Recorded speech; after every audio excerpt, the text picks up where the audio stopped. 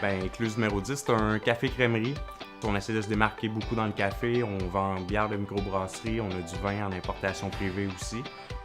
C'est toujours été un rêve d'avoir ma pâtisserie quelconque, un petit café, restaurant à moi. J'ai eu l'opportunité de pouvoir le développer à ce moment ici. Et ce qu'on fait, c'est qu'on récupère les plastiques qui viennent des centres de tri, puis on les purifie à 98 de pureté. Ce qui permet, en fin de compte, maintenant de faire une économie circulaire. On prend les plastiques, puis on les réintègre dans les produits finis, qu'est-ce qui n'était pas possible auparavant.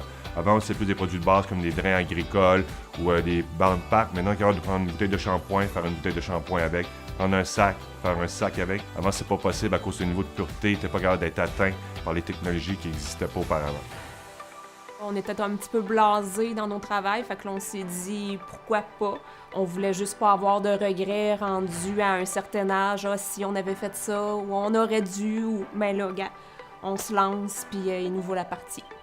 C'est Marcel Boulet des restaurants Le Fougas et moi qui avons racheté le fonds de commerce des gourmandises du Roi. On veut en venir à présenter une nouvelle gamme de produits cétogènes sur laquelle que je travaille depuis un certain temps, ainsi que des produits sans lactose et sans gluten, non certifiés, mais qui peuvent accommoder un bon nombre de gens et leur faire vivre une belle expérience en changeant les gourmandises pour Pâtisserie Aveline. Mon objectif à moi, mon rêve à long terme, c'est oui d'avoir une usine de plastique qui traite à 98 de tous nos plastiques, mais aussi faire des produits finis ici localement. Au lieu d'échipper de l'autre côté, ben, pourquoi pas le garder ici? Ce que ça m'apporte d'être entrepreneur, c'est que j'ai une flexibilité au niveau de l'horaire étant une jeune maman. Puis c'est aussi un enrichissement d'avoir toute une équipe à gérer. C'est comme avoir une deuxième famille.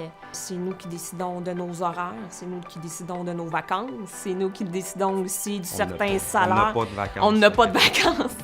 Mais oui, une certaine flexibilité. Donc, notre plus grand défi, je dirais, c'est d'être ouvert à l'année durant le fait qu'on soit en face des écluses de Saint-Ours. Mais là, la période, dans le fond, les écluses sont fermées.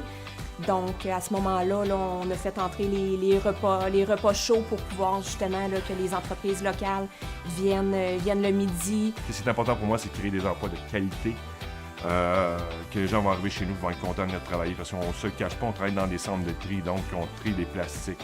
Donc, plus on est automatisé, mieux c'est. Donc, on essaie de justement d'avoir des meilleures main-d'œuvre plus spécialisées en fin de compte. Martin Ménard, je suis entrepreneur.